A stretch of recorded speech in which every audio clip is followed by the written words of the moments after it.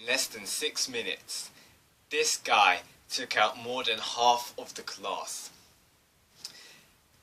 Less than 6 minutes, he took out near to like what, 60-70% of the class, and that's unbelievable. Mirio, you an utter beast. He absolutely is. Just think about it. First of all, we haven't even got to the point of establishing that Eraserhead said he's the closest person to being the top hero. So, you know, that's a whole thing in itself right there. But, guys, honestly, this is hype. This character, first of all, I love him. I really do. Ever since his introduction, it's just been hilarious. I really do like how he reminds me so much of All Might.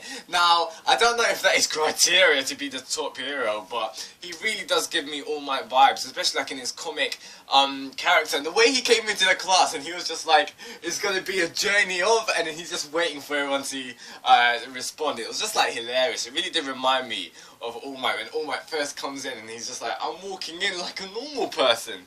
So, yeah, I'm loving this guy. First of all, his Quirk is so cool, and this is what I love about Boku no Hero.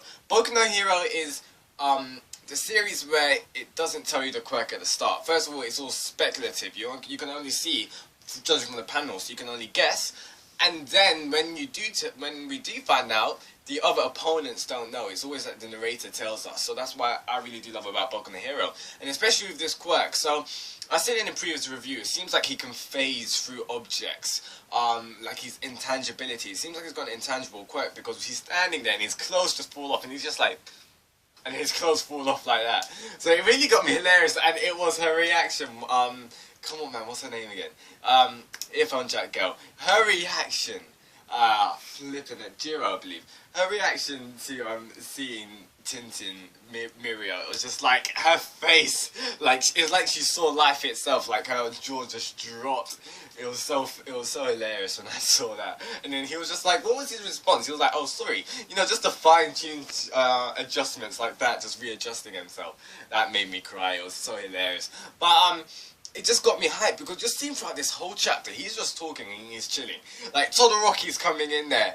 Zero, Ashido with all their attacks, the long range, going straight through his head. He's not even looking like that. And then, boom, he comes in, takes all of them out, and he's just like, I think I should take out the long ranges here. At the same time, Amijari, or is it flip, what's his name? The other top 3 person. I cannot totally remember. Damn. Wait, Amajiki, I believe. I think it's Amajiki. So Amajiki, first of all, like, freaking hell, he's a hilarious character. He's just like, I can't imagine them as potatoes.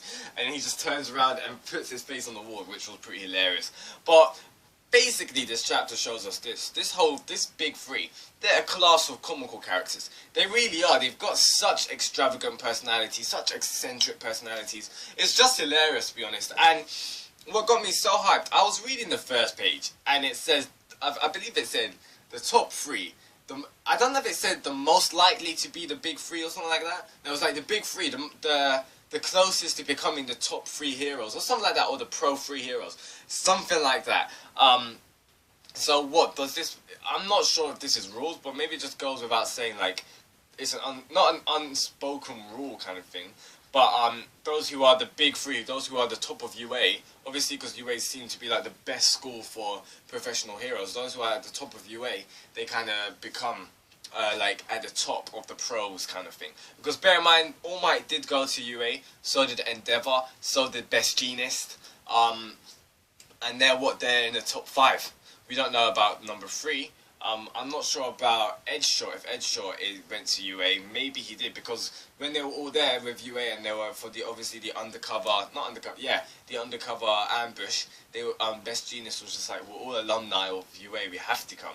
So stuff like that. So it does get me pretty hyped, so, because it's like we're seeing the future of the pros, and it just makes you realize how tall is the mountain for Deku, Todoroki, Bakugo, Ido, how tall the mountain is for them to climb, because they've got heroes like Mirio, Hado, Amijaki, I believe.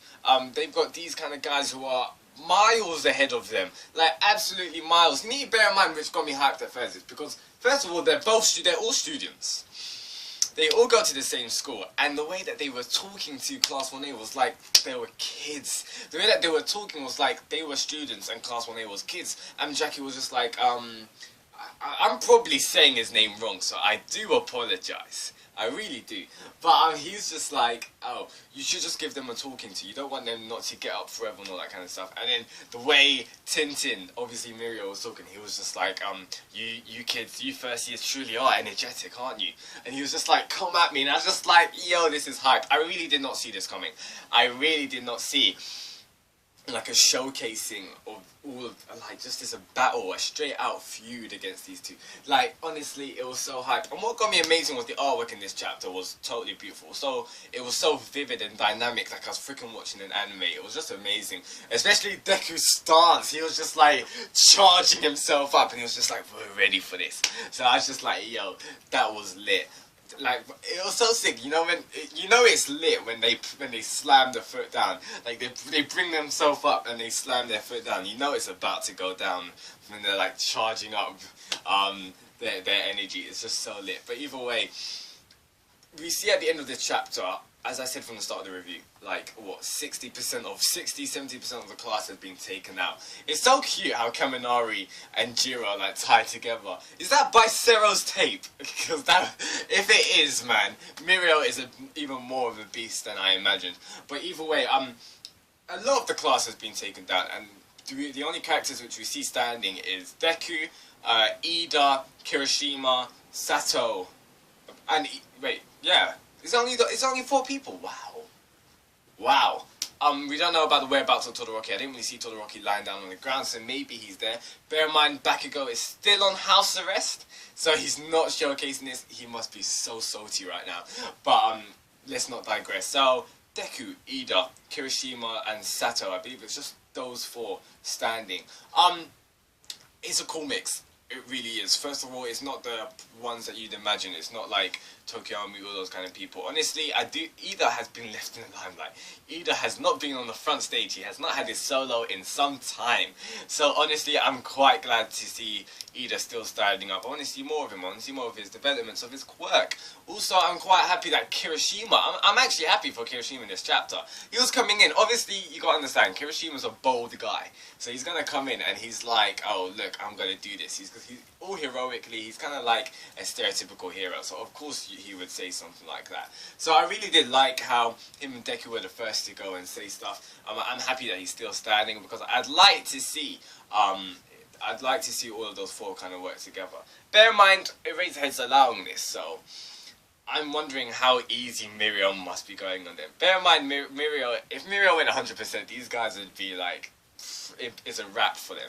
So I'm so hyped for this. I'm just gonna assume that I'm not gonna assume that they're knocked out, but I'm gonna assume that they're down for the count. They're not gonna come back up.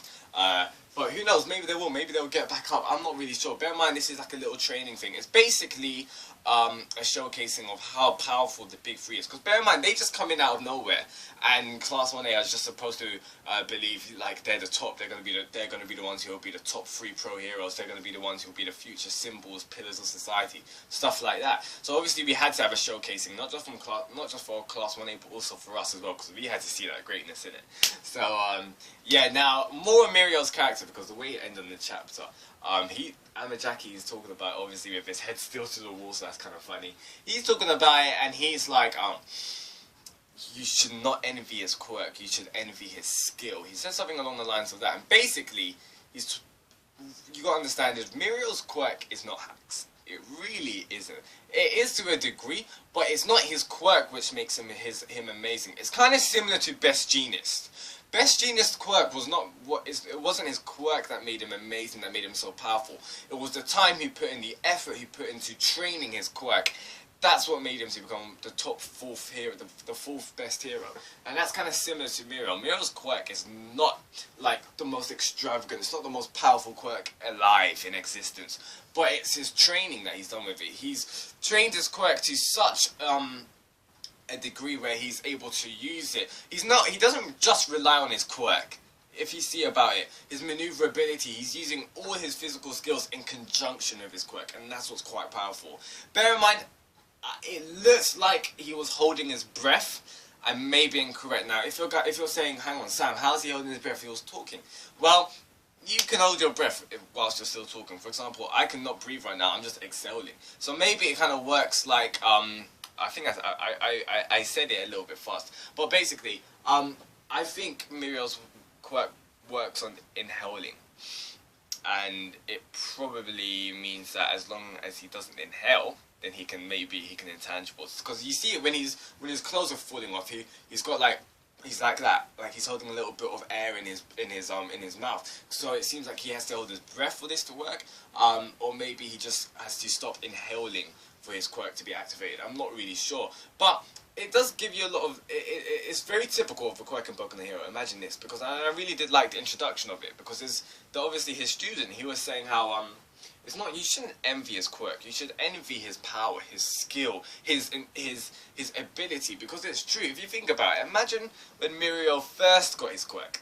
Imagine it. When we think of people like Bakugo, like if I was Mirio, it'd be extremely terrifying to have that quirk. Imagine, like you're just walking through the street one day and then flop, you just fall straight through the ground. Like obviously, it must have been terrifying.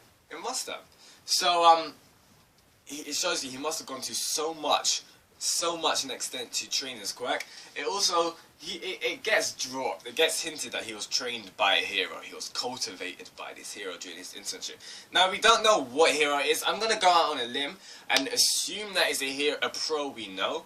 I don't know why Endeavor's calling out to me, but I highly doubt it, because Endeavor doesn't seem like the guy who would do it, but who knows. I think it's a top hero we know. Gran Torino's also screaming out to me just because of his maneuverability. The way that Mirio was moving around, it kind of gave me some Gran Torino thoughts-esque. But I'm going to go out on a limb and I'm going to think it's the top 3 hero. Bear in mind, we don't know who the top 3 hero is. Now, there's obviously been loads of theories about this. People are saying it's Deku's dad, all that kind of stuff. Now, I just want to obviously get out there that we do not know who the top 3 hero is. Throughout this whole series, the third best hero has not been introduced yet. So it could be Mirio's mentor, who knows? And that'll be also a cool way to introduce the top 3 hero, because I'm sure all of us are interested in who it is. Come on, like we must be. So yeah, guys, this chapter was amazing. It was amazing for the setup as well. It was just showcasing how strong these students are. And this is just Mirio. And he's obviously got the potential to be the top hero. He's got the potential to be the #1. So yeah, it shows you the mountain that Deku, Todoroki, all of these guys have to climb, and it sure is a high mountain. So guys, please tell me your thoughts, comment below. What did you think of it? What did you think of the big 3 day introduction? What did you think of the girl? I didn't actually talk much about the girl in this review, but be careful with that girl. I'm just going to tell you guys that, because we see it in the chapter, and she's all asking the questions, and Kaminari says she's being, you know, what did she say? She's an airhead. But she's not an airhead. Come on, you can't be an airhead and know so much about that many people. She's just curious. But the fact that she went into so much detail for the whole class's quirk, that is extremely dangerous. She's smart, that's all I can say. She's got a couple of tricks up her sleeve. So guys, please tell me your thoughts and comment below what you thought of this chapter. If you liked anything I'd say, please drop a like, that would be greatly appreciated. What do you think about Mirio, his quirk, the fact that he's, you know, gonna be the pro, like the top #1 professional hero, and that is just mind-boggling. So Shinigami-san, peace, like guys, subscribe for weekly reviews of Boku no Hero. If you haven't, please do join the community, join the hype train plus ultra. Shinigami-san, peace, like guys, goodbye.